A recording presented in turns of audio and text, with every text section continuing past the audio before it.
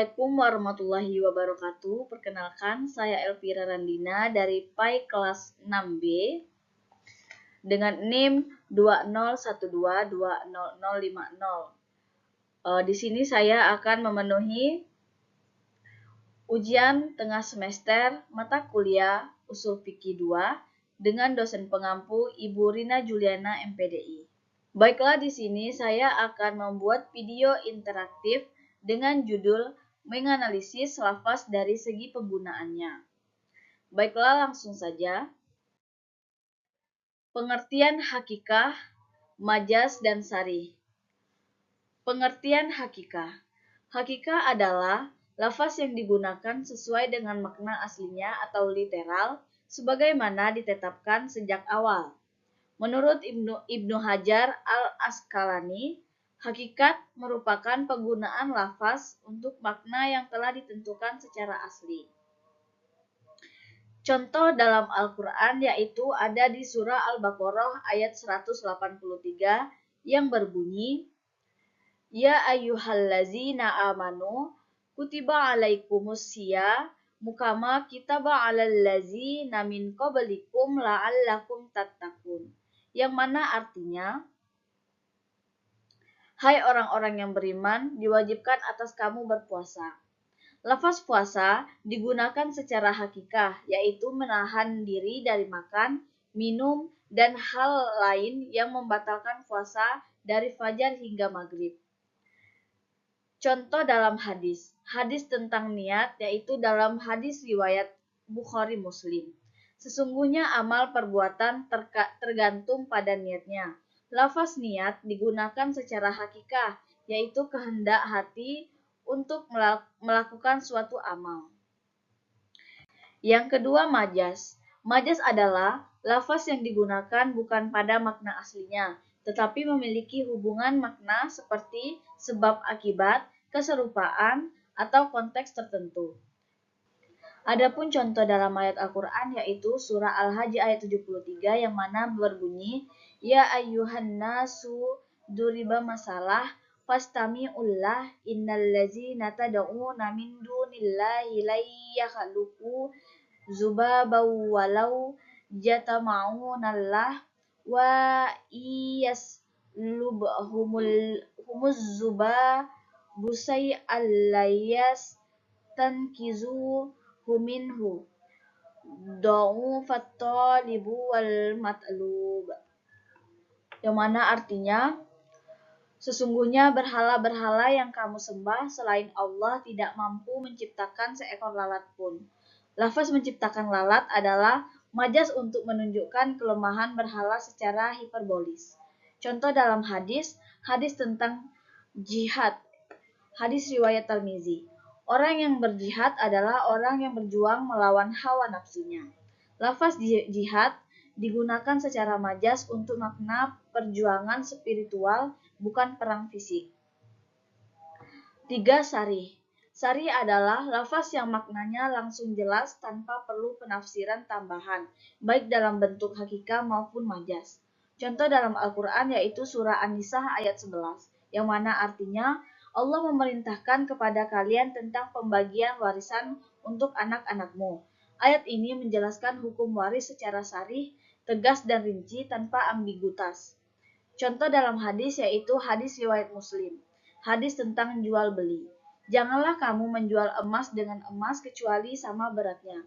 Lafaz ini sarih karena langsung melarang praktik riba dalam pertukaran emas. Baiklah, selanjutnya klasifikasi hakikah. Klasifikasi hakikah ada 4, yaitu yang pertama hakikat lughawi. Hakikat lughawi adalah sebuah lafaz yang dituliskan oleh ahli lughat atau bahasa untuk menunjukkan makna tertentu melalui pembuatan istilah atau taufik atau penerimaan pemahaman istilah bahasa dari Allah Subhanahu wa taala. Contoh, lafaz al-asad untuk makna hewan buas. Yang kedua ada hakikat syar'i. Hakikat syar'i dalam istilah Islam merujuk kepada sebagai pembuat hukum yang menetapkan syariat melalui wahyunya. Hakikat syariat Islam adalah hukum dan aturan ilahi yang diturunkan oleh Allah untuk mengatur kehidupan manusia, baik dalam hubungan dengan Tuhan atau hablum minallah sesama manusia atau hablum minannas ataupun maupun alam semesta. Syariat Islam mencakup akidah, ibadah, akhlak, muamalah, dan hukum dengan tujuan utama untuk menjaga agama, jiwa, akal, keturunan, dan harta. Yang ketiga, hakikat urfi khusus atau makna kebiasaan dalam komunitas tertentu. Hakikat urfi khusus yaitu lafaz yang ditetapkan dan digunakan maknanya oleh kelompok atau komunitas tertentu seperti istilah i'rab, rafa, nasib, jir yang digunakan untuk istilah tertentu oleh kelompok ahli nahwu. Yang keempat, hakikat urfi umum atau makna kebiasaan yang luas. Urfi umum adalah kebiasaan atau tradisi yang diterima secara luas oleh masyarakat atau masyarakat umum dan dianggap sebagai norma yang berlaku dalam interaksi sosial, muamalah atau adat istiadat selama tidak bertentangan dengan syariat Islam. Ciri-ciri urfi umum: 1. Diterima secara luas. 2. Konsisten dan berulang. 3. Tidak bertentangan dengan syariah. 4. Mempengaruhi hukum dan muamalah. Contoh urfi umum: kebiasaan masyarakat dalam transaksi jual beli tanpa menyebutkan detail tertentu karena sudah dipahami secara umum, misalnya jual beli barang dengan sistem cicilan yang sudah dikenal. Hakikat urfi umum adalah kebiasaan masyarakat yang diakui secara luas dan dapat menjadi dasar hukum selama sejalan dengan syariat Islam. Ulama sering merujuk pada urfi dalam menetapkan hukum muamalah kontemporer. Selanjutnya, klasifikasi majaz. Klasifikasi majaz ada 4. Yang pertama, majaz lughawi. Majaz lughawi secara harfiah artinya boleh, bersifat bahasa atau menurut bahasa. Dengan demikian, majaz lughawi artinya suatu kebolehan menggunakan suatu kata sebagai bahasa, bukan pada tempatnya.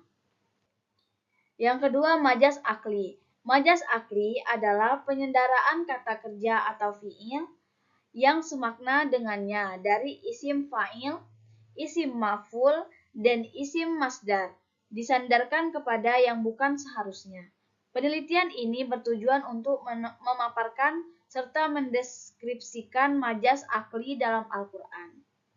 Yang ketiga, majaz mursal. Majaz mursal adalah kata yang digunakan bukan untuk maknanya yang asli karena adanya hubungan yang selain keserupaan serta ada qarinah yang menghalangi pemahaman dengan makna yang asli. Keempat, majaz isti'arah. Majaz isti'arah adalah salah satu bentuk majaz kiasan dalam bahasa Arab yang termasuk dalam kajian ilmu balaghah atau kefasihan bahasa. Isti'arah secara harifah berarti meminjam, yaitu meminjam suatu kata untuk makna lain karena adanya keserupaan antara makna asli dan makna kiasannya. Contoh isti'arah: aku melihat singa yang membela sukunya. Yang dimaksud bukan singa sebenarnya, melainkan seorang pemberani yang diserupakan dengan singa karena sifat keberaniannya. Fungsi isti'arah memberikan keindahan bahasa. Kedua, memperkuat makna dengan gambaran yang lebih hidup. 3. Mengungkapkan makna abstrak secara konkret. Selanjutnya, klasifikasi sari. Klasifikasi sari, lafaz yang langsung jelas maknanya. Lafaz itu langsung dipahami maknanya tanpa perlu penafsiran lebih lanjut. Contohnya aku menceraikanmu. Yang kedua, lafaz yang tidak mengandung makna lain. Lafaz sarih hanya memiliki satu makna yang jelas dan tidak ada kemungkinan makna lain. Hanya memiliki satu makna yang pasti. Selanjutnya penunjukan hakikah, majaz, dan syari terhadap hukum. Hakikah, dalam usul fikih, lafaz yang digunakan secara hakikah dianggap sebagai dasar untuk menetapkan hukum yang terkait. Contoh, jika ada perintah salat yang secara hakikah berarti ibadah yang dilakukan dengan tata cara tertentu, makna hukumnya adalah wajib dan harus dilakukan sesuai dengan tata cara tersebut. Kedua, majaz. Majaz dalam Al-Quran dan hadis digunakan untuk menyampaikan pesan yang lebih luas dan mendalam daripada yang dapat disampaikan dengan makna hakiki saja. Yang ketiga, sarih. Penunjukan sari terhadap hukum berarti lafaz yang jelas dan tegas yang langsung mendifikasikan makna yang dimaksudkan, baik makna hakiki maupun majaz. Baiklah, itulah penjabaran materi yang dapat saya sampaikan. Kurang lebih saya mohon maaf. Saya akhiri. Wassalamualaikum warahmatullahi wabarakatuh.